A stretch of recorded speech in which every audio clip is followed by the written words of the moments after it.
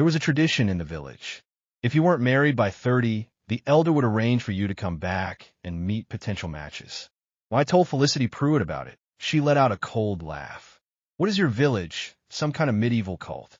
Ashton Whitfield, I told you I'd marry you, and I will, but pressuring me into it is a whole different thing.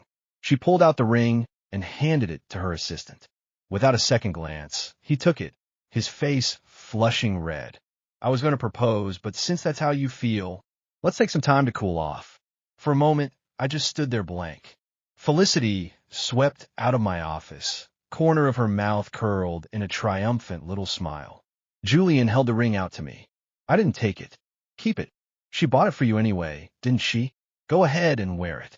Looks like it fits. The color drained from his face. I showed him out before closing the door.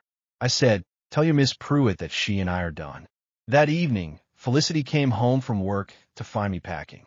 He spotted the 2 large suitcases in front of me. Why did you come back without waiting for me today? But I was done pretending. Didn't your little assistant pass along my message? Her brows pinched together instantly, like I'd struck a nerve. I'm trying to talk to you like a normal person, and you have to be passive-aggressive about it. Julian's practically your little brother. You're the one who brought him in. What's with the attitude?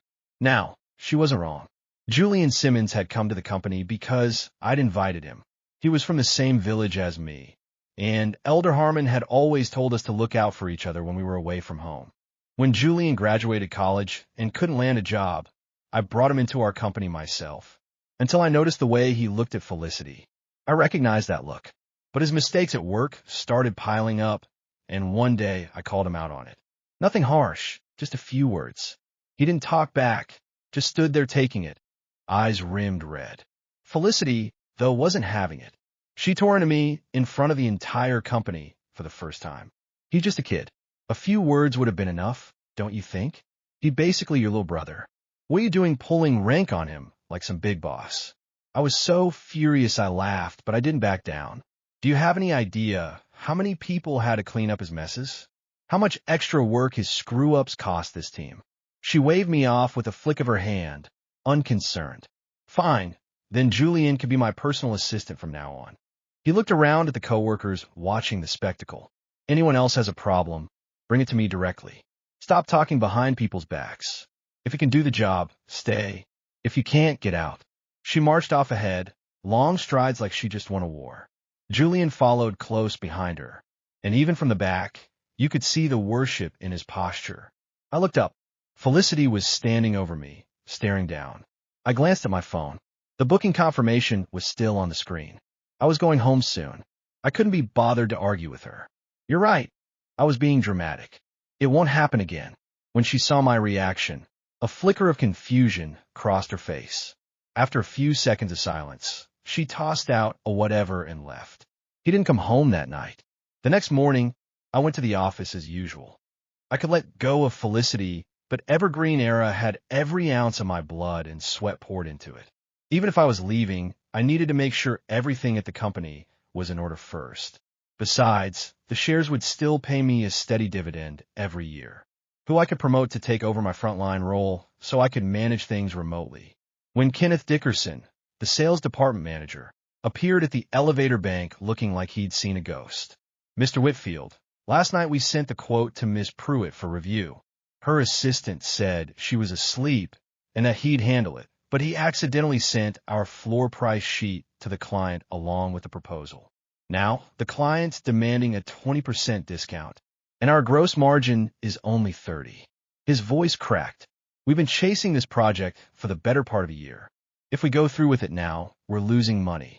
If we walk away, we lose the client for good. I nodded as he spoke and pushed open the door to Felicity's office. Julian was lying on his side on the sofa bed. Felicity fed him water, one careful spoonful at a time.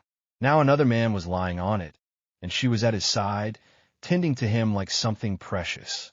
Something caught in my chest, but strangely it didn't hurt anymore. The moment Julian saw me, he sat up. Ash, don't get the wrong idea. I felt so guilty. I passed out. So Felicity was just giving me some honey water. I didn't acknowledge him. I walked straight to Felicity's desk and slapped the report down in front of her. At the client's current asking. Asking price. Closing this deal costs us $120,000. Which one of you is covering it? Julian's eyes went red instantly. It's all my fault. I should have woken Felicity up. I just couldn't bear to because she was so exhausted. I'll go find Mr. Lee right now. Felicity stared hard at the documents, brow furrowed, and made no move to stop him. Kenneth and I stood right where we were, with zero intention of stopping him either. Caught in his own bluff, Julian froze in place. I folded my arms and watched him, Julian crying and begging, "Don't close deals." He threw off the cashmere blanket and took 2 steps before crumbling to the floor.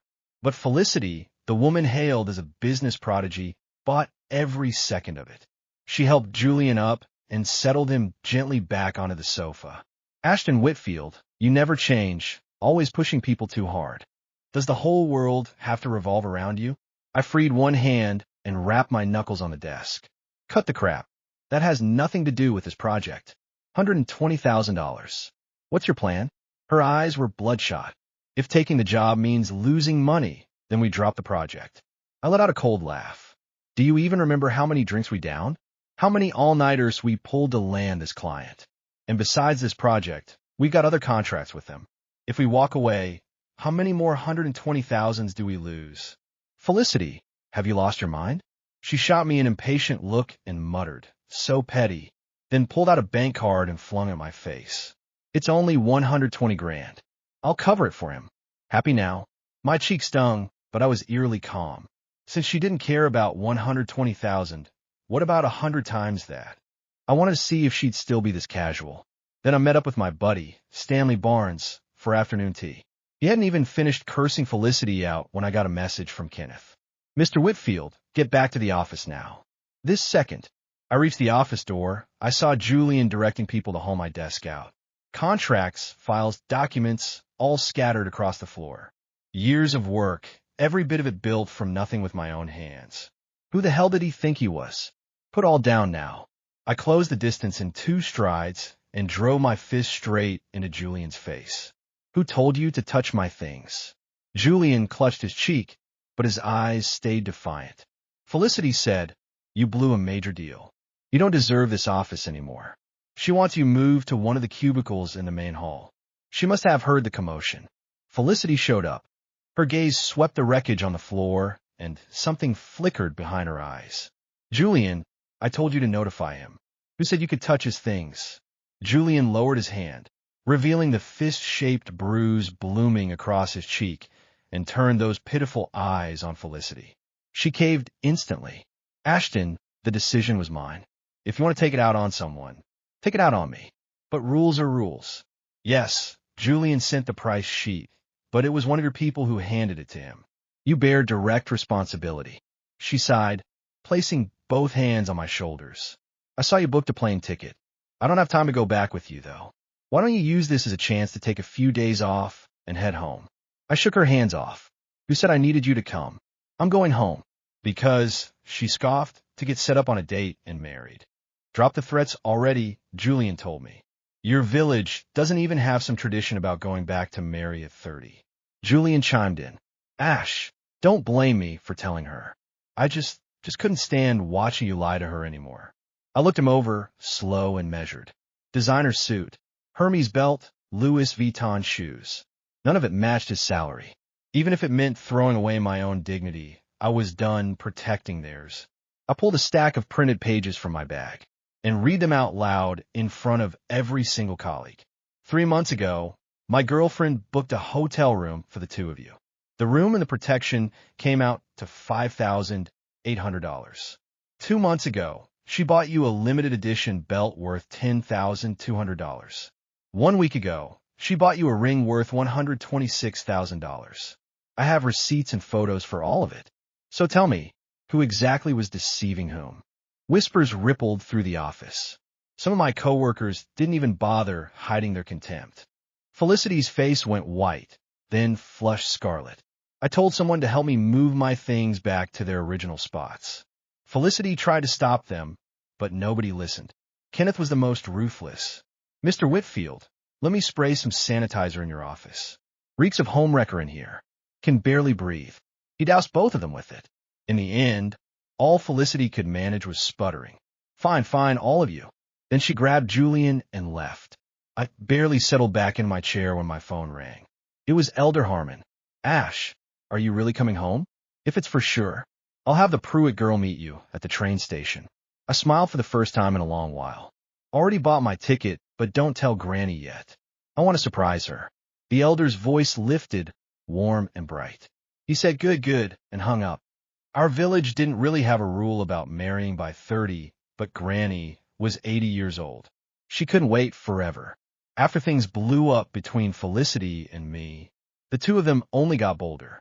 At the office, they were joined at the hip every day. Whenever Felicity attended an event, the man on her arm was Julian.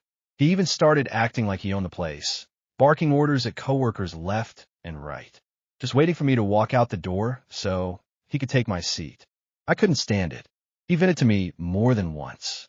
I clapped him on the shoulder. Hold steady. Let him run his mouth. By the fifth time Julian tried to provoke me, and I didn't take the bait, he finally cracked. He barged into my office without knocking. Felicity is done with you. Why are you still hanging around like a stray? I reached over and casually smoothed the wrinkle on his brand new suit, then spoke without looking up. Women follow the money. You know how it is.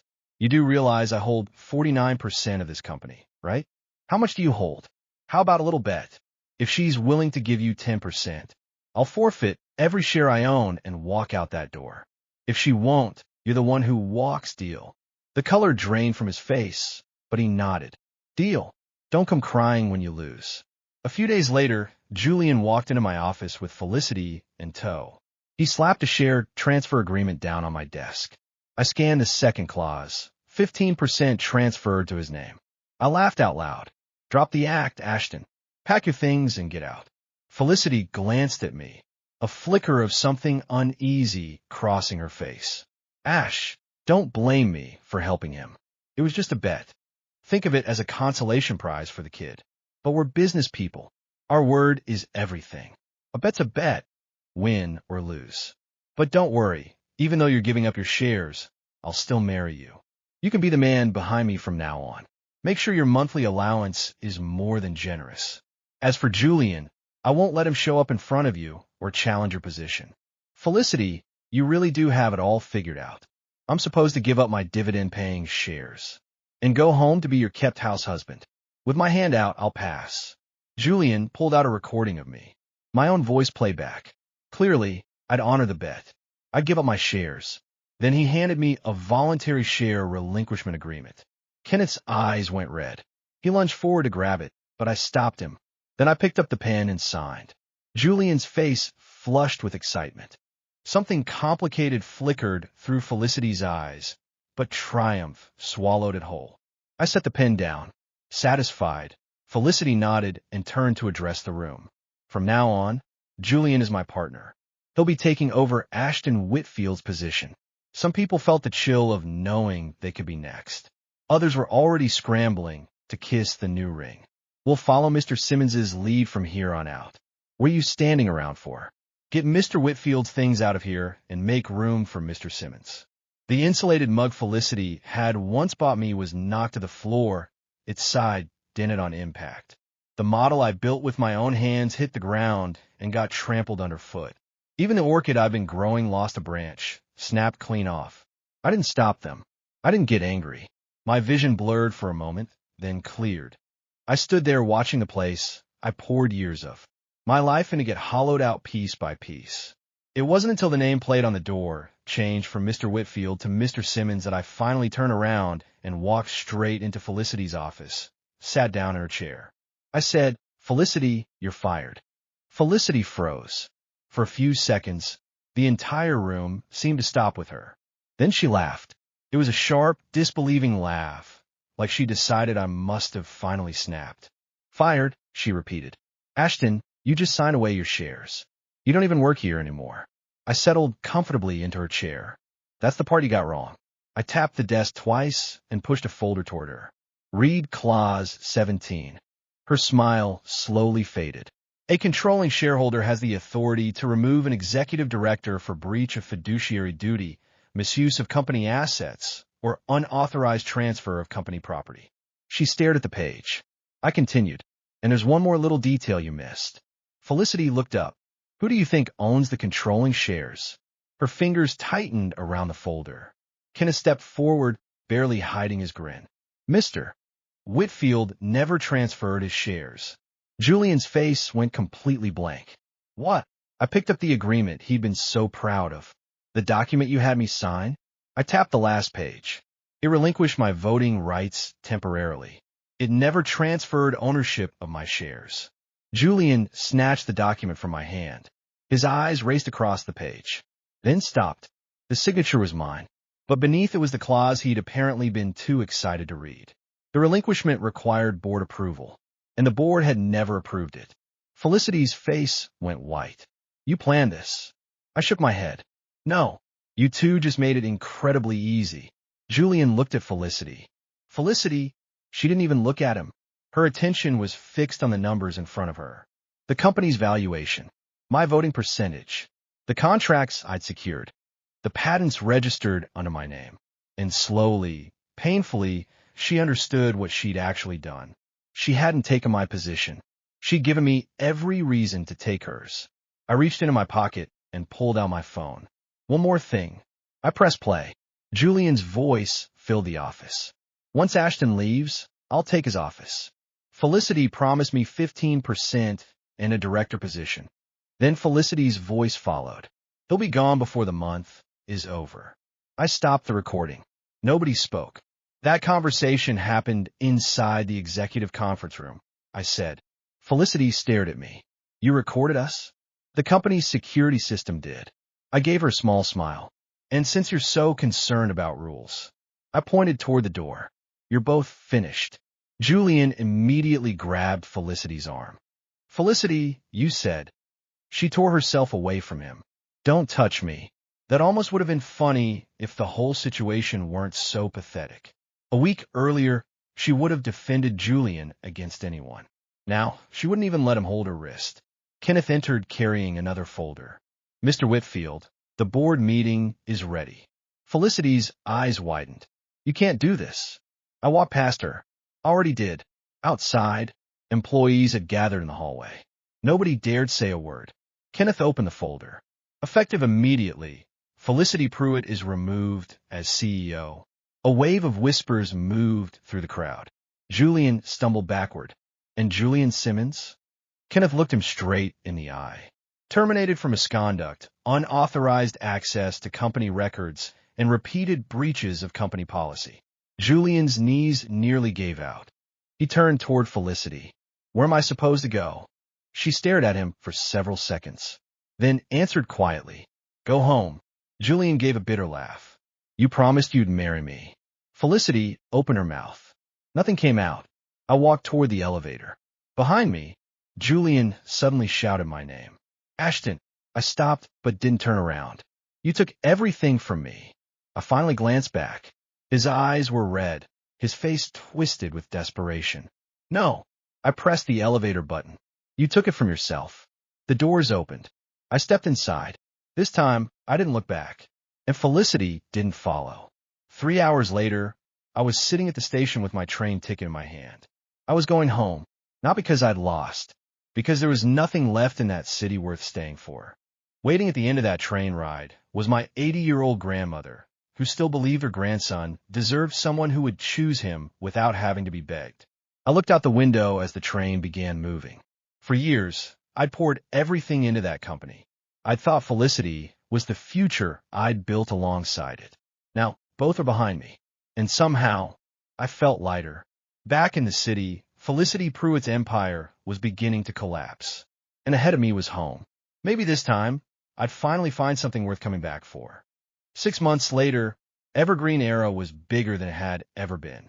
Kenneth took over as acting CEO, and the company finally stopped bleeding money. The client we nearly lost signed 3 additional contracts. As for Felicity, she resigned before the board could formally remove her. Without the company, the luxury apartment, or the endless stream of money she'd once thrown around, she discovered something she'd never considered before. Her reputation had been built on someone else's work. Julian lasted even less time. He tried suing the company, claiming I had manipulated the board, but the security footage, financial records, and signed agreements buried him. The court dismissed his case. He left the city with nothing but 2 suitcases. I never saw either of them again. I didn't miss them. Home was different. The moment I stepped off the train, Granny spotted me and burst into tears. She hugged me, so hard my ribs hurt. "You're too skinny," she complained. "Hello to you too, Granny." She slapped my arm. "And where's my granddaughter-in-law?" I laughed. "Still working on that." She narrowed her eyes. "You're 30 now." "I'm aware. You have 1 year." "That's not how. I'm the elder's mother. I make the rules." I looked toward Elder Harmon. He immediately turned away. Traitor. That evening, the entire village gathered for dinner. And that's when I saw her. Mara Ellington. She was sitting beside Granny, arguing cheerfully about whether my grandmother had put too much salt in the soup. When she noticed me staring, she raised an eyebrow. "What?" "Nothing." She smiled. "You're Ashton, right?" I nodded. "Then you're the man Granny has been bragging about for 10 years. I laughed. "And you're the woman she's apparently already decided I'm marrying." Mara nearly choked on her tea. Granny looked delighted. 3 months later, we were still arguing about it. 6 months later, we were engaged. And 1 year after I walked away from Felicity Pruitt, I stood beneath the old oak tree in our village with Mara holding my hand. There was no expensive ring, no business deal, no competition, just 2 people who genuinely wanted to be there. Mara squeezed my fingers. "You know," she whispered, "I heard you used to be engaged to some famous businesswoman." I was. "What happened?" I glanced toward the mountains. She wanted me to stand behind her. Mara laughed. "And what do you want?" I looked at her. "To stand beside someone." She smiled. "Good answer." From behind us, Granny shouted, "Stop flirting and cut the cake." Everyone burst out laughing. I did too. For years, I thought losing Felicity meant losing the life I'd built. I was wrong. I hadn't lost my life. I'd simply stopped wasting it on someone who never deserved it. And when I looked around at my family, my village, and the woman standing beside me, I realized something even better. I hadn't gone home to find a wife. I had gone home and found myself again.